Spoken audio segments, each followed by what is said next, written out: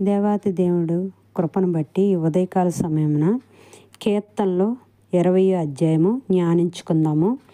ఆపత్కాలమందు యెహోవా నీకు ఉత్తరమిచ్చునుగాక, యాకోబు దేవుని నామమును నిన్ను ఉద్ధరించునుగాక, పరిశుద్ధ స్థలములో నుండి ఆయన నీకు సహాయము చేయునుగాక, సియోనులో నుండి నిన్ను ఆదుకొనుగాక, ఆయన నీ నైవేద్యములన్నిటినీ జ్ఞాపకము చేసుకొనుగాక, నీ దానబలులను అంగీకరించునుగాక, నీ కోరికలను సిద్ధింపజేసి నీ ఆలోచన యావత్తును సఫలపరచునుగాక. యెహోవా నీ రక్షణను బట్టి మేము జయోత్సవం చేయుచున్నాము, మా దేవుని నామమును బట్టి మా ధ్వజం ఎత్తుచున్నాము. నీ ప్రార్థనలన్నిటియు యెహోవా సఫలపరచునుగాక. యెహోవా తన అభిషిక్తుణ్ణి రక్షించునని నాకిప్పుడు తెలియను. రక్షణార్థమైన తన దక్షిణాస్తం బలము చూపును. తన పరిశుద్ధ ఆకాశములో నుండి అతని ఉత్తరం ఇచ్చును. కొందరు రథములు బట్టి కొందరు గుర్రములు బట్టి అతిశయపడుదురు. మనమైతే మన దేవుడైన యెహోవా నామమును బట్టి అతిశయపడుదుము. వారు కుంగిన నేల మీద పడుదురు, మనము లేచి చక్కగా నిలుచుచున్నాము. యెహోవా రక్షింపుము, మేము మొరపెట్టినప్పుడు రాజు మాకు ఉత్తరమిచ్చునుగాక.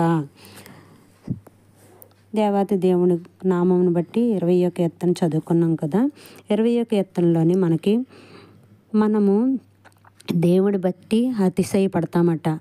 ఇప్పుడు దేవుని బిడ్డలు ఎప్పుడు కూడా ఒక ఇల్లు కట్టుకున్నామనో సంతోషించడము, లేకపోతే మనం కారు కొనుక్కున్నామని సంతోషించడము కాదు, కానీ దేవుడి యందు అతిశయంగా సంతోషిస్తామట. మనం దేవుళ్ళు ఎదిగినప్పుడు దేవుడే మనకు అవన్నీ సమకూర్చి జరిగిస్తారని మనకు తెలుసు, మనం నమ్ముతున్నాం కూడా. అలాగే మనమైతే మన దేవుని యందు యెహోవా యందు ఎంతో ఆనందముగా మనం జీవితాలను గడుపుకుంటూ దేవుడు కృప చూపించి ఉన్నారు. మనకి దేవుడు తైలాభిషేకంతో నింపిన దేవుడు గొప్ప దేవుడు. మన ప్రార్థనలు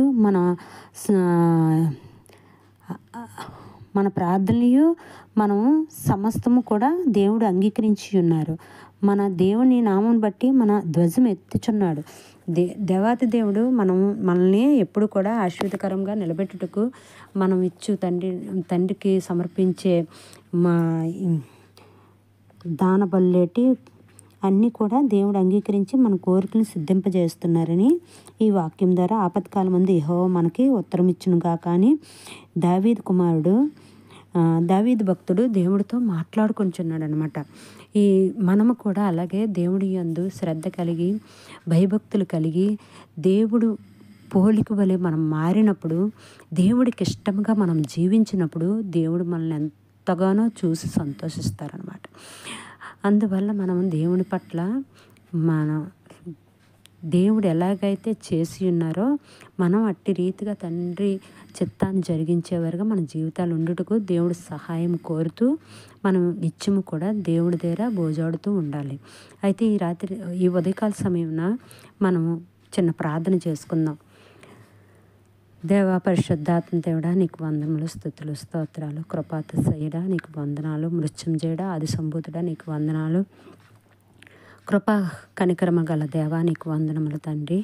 ఇగో తండ్రి నాయన, ఈ ఉదయకాల సమయంలో మాకు ఈ వాక్యము ద్వారా, ఈ మాటల ద్వారా మాకేమి ఉపయోగపడతాయో, ప్రజలకేమి ఉపయోగపడతాయో ప్రభువా నువ్వు బయలుపరిచిన విధానముగా అందులో మాటలు ఎవరికైతే హృదయంలో నాటబడాలో, నీవేపు ఆకర్షింపబడాలో అయ్యా, వాళ్ళ హృదయం తెరవబడాలో, మనోనేత్రాలను వెలిగింపబడాలో ప్రభువా నీ సహాయం చేసి ప్రభువా నేను చేస్తున్న ప్రయత్నములో ప్రభువా కొందరైనా రక్షింపబడి ప్రభువా నీ వైపు తిరుగుటకు సహాయము చేయండి ప్రభువా. అయ్యా, ఈ ఆశ నిరాశ కాకుండా ప్రభువా ప్రయోజనకరంగా మారుటకు నీ కృప దయచేయండి ప్రభువా తండ్రి నాయన. మా బలుల్ని అయ్యా, మా మొక్కుల్ని అంగీకరించే దేవుడి వైపు అయ్యా మాకు సహాయకుడిగా ఉండి మమ్మల్ని నడిపిస్తున్న మా దేవాతి దేవుడికి కోట్లాది లెక్కలేనన్ని వందనములు చెల్లించుకుంటూ వినినవారు ప్రభువా నీలో ఎదుగుటకు సహాయం చేసి నడిపించమని యవ్వనస్తులను ప్రత్యేకంగా దీవించి ఆశీర్వదించమని, యవ్వన కాలమందు ప్రభువా నీకు లోబడే జీవితం కలిగి ఉండుటకు సహాయం చేయమని నజరేయుడైన యేసుక్రీస్తు నామములో ప్రార్థించి స్తుతించి మా మనవులు సమర్పించి పొంది ఉన్నాం తండ్రి. ఆమెన్.